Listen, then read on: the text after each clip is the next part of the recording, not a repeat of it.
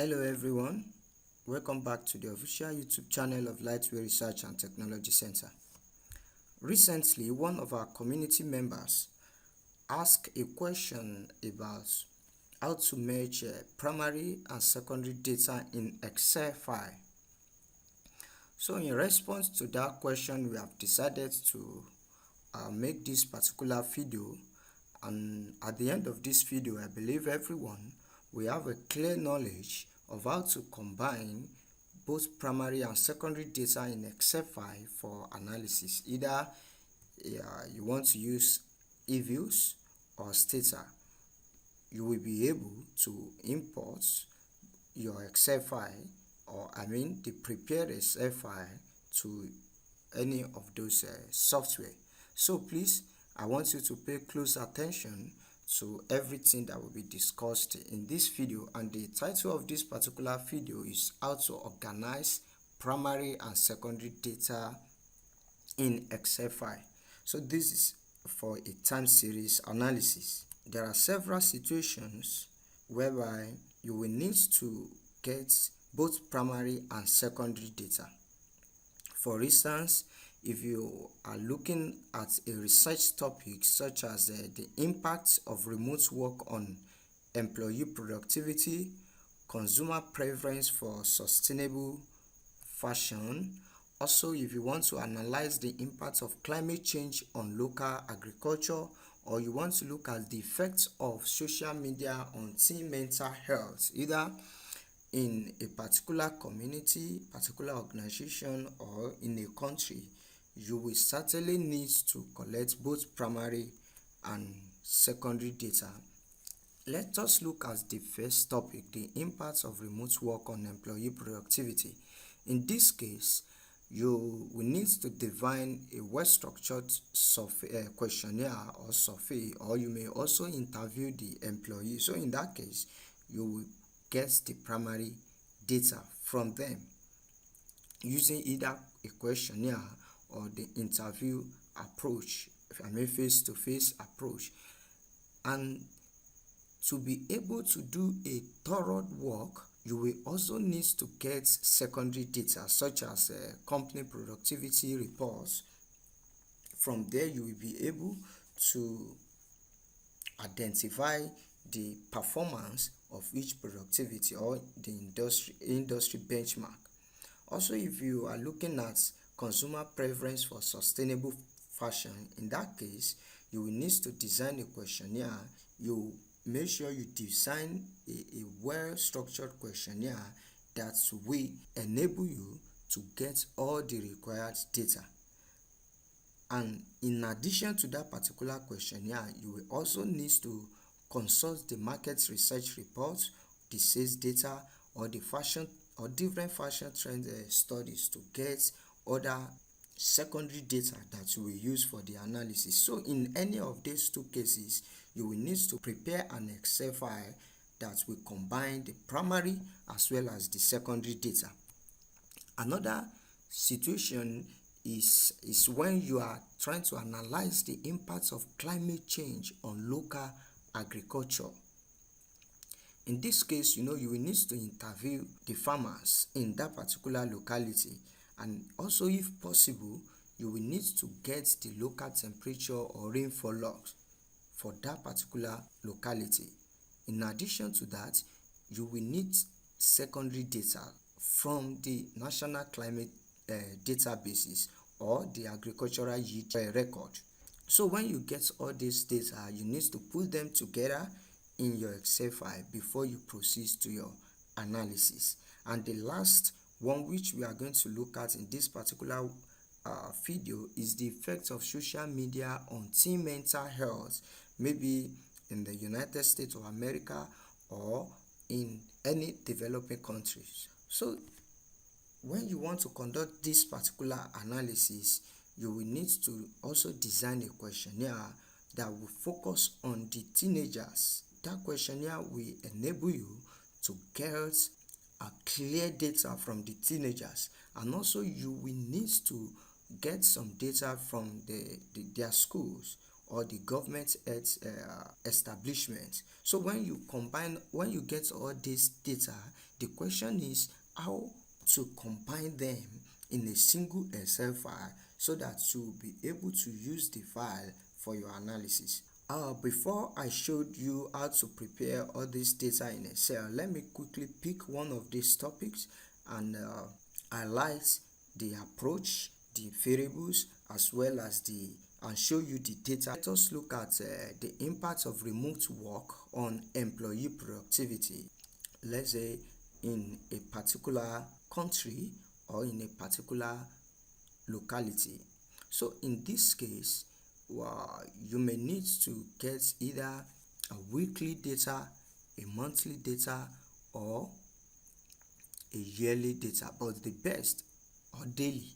You can also use daily data, but the one we are going to be using in this particular video is weekly data, and the scope is January 1, 2024 to March 25, 2024. So we are going to be looking at the first week from January 1, the second week up to the last week in the month of March 2024.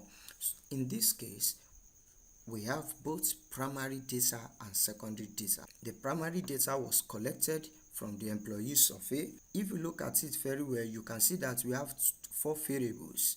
We have 2 variables under the primary data category as well as secondary data category. So for the secondary data, we consulted the HR system, and the first variable here, if you look at it, is average self-reported productivity score. So this is a primary data, and the scale is from 1 to 10. Also, we have the hours work from home. We are looking at remote work. So we also get information about the numbers of hours each employee works from home. Then we consulted the HR database to get all this, to get these 2 particular data, the company KPI productivity index as well as the national average remote productivity score. So now let me take you to my prepared Excel file so that you will have a clear knowledge of how we combine this data. Okay, here is my Excel file. You can see the first column, we have dates. Here, this is the first week, this is the second week, this is the third week, this is the fourth week, the fifth week, up to the last week, that is March 20, the last week, March 25, 2024. And the first 2 columns, the next 2 columns are primary data. The first one, self-reported productivity, and the second one has work from home. This particular data was collected from the employee, also this one directly from the employee, so they are primary data. And the last 2 here, the last 2 columns are secondary data, the KPI productivity index as well as the national average productivity. So what you need to take home here is that the arrangement of the combination of primary and secondary data is not different from a situation where you have a whole primary data, or where you are dealing with primary data, or when you are dealing with secondary data.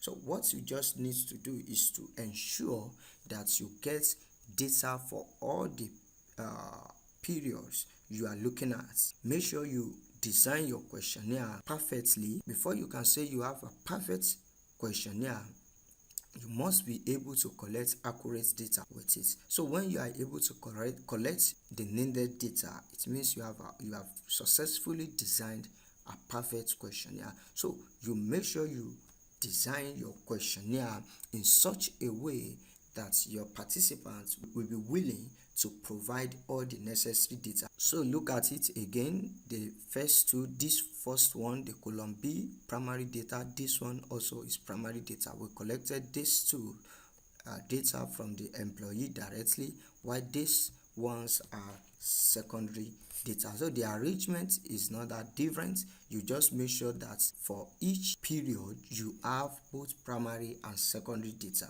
You understand? This is the first week. We have the primary data for the self-reported productivity. This is a score. You can just take the average of all the scales. When you take the average, you have the score for that week.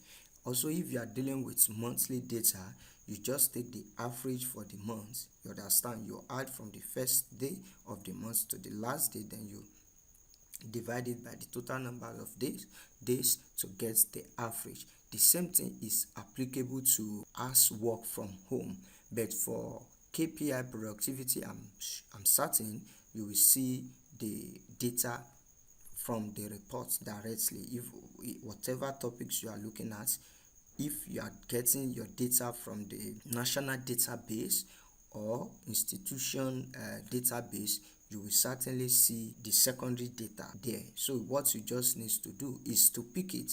But for primary data, you may need to do one or two calculations to arrive at the particular data you need for your analysis. That is all about arranging secondary and primary data in a single Excel file for analysis. So let me quickly show you how to get this file into your EViews. So this is my EViews. Okay, it has opened. So what I just need to do now is to come here where I save the file and just copy and paste. Let me quickly close this. Then I copy from here and paste here. Okay, right click, then paste. So I just clicked on finish, then connect, and I have the data in my EViews. So from here I can easily do my analysis. That is all that we have for you in this particular video. If you have learned something from this particular video, please click on the subscribe button to be part of this channel. In case you have any question, please don't forget to drop it in the comment section. We'll certainly attend to it. Thank you.